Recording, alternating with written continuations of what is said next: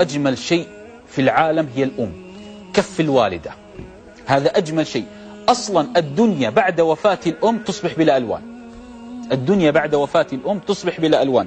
كل الأمور مصائبها تعوض، حتى الأخ حتى الابن، إلا الأم لا تعوض أبدا.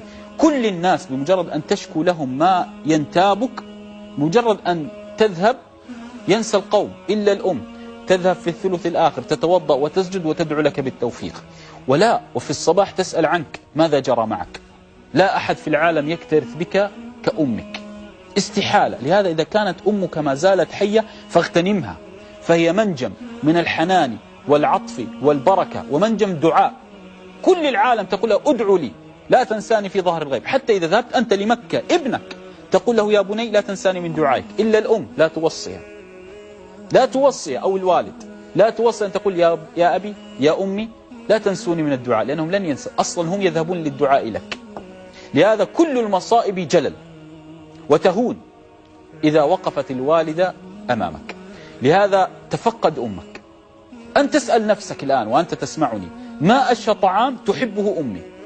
اسأل فقط طعام. نحن الطعام كم مرة نأكل في اليوم؟ نأكل كم مرة ولا تعلم ماذا تريد الوالدة وما هو أشهى الطعام الذي تحبه.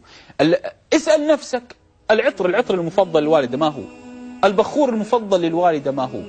حتى يعني لماذا التقصير؟ كم مرة قالت لك الوالدة ليس في جوالي رصيد، وكم مرة قالت لك الزوجة ليس في جوالي رصيد.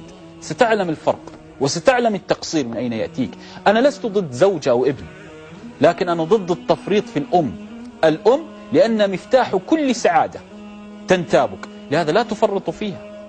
اجعلوا الأم هي الهدف الأسمى لرضائها. غدا الخميس وكلنا نسعى في يوم الخميس أن نذهب هنا وهناك ونستمتع، وأمهاتنا في البيوت. نهتم بأبنائنا وزوجاتنا ولا نكترث بأمهاتنا. هم أولى الناس في العناية بهم، خصوصا بعدما علاهن الكبر وبيض الشعر، ليس لهم إلا أنت. لهذا الأم كل إنسان تسعى لإرضائه بمالك أو بإحسانك، إلا الأم ترضى عنك بابتسامة منك، أو حتى برسالة نصية، أو حتى بمكالمة كيف حالك يا أمي. تراها في الدنيا وبأسرها وبما تحتوي الدنيا. لهذا لا تفرطوا في أمهاتكم.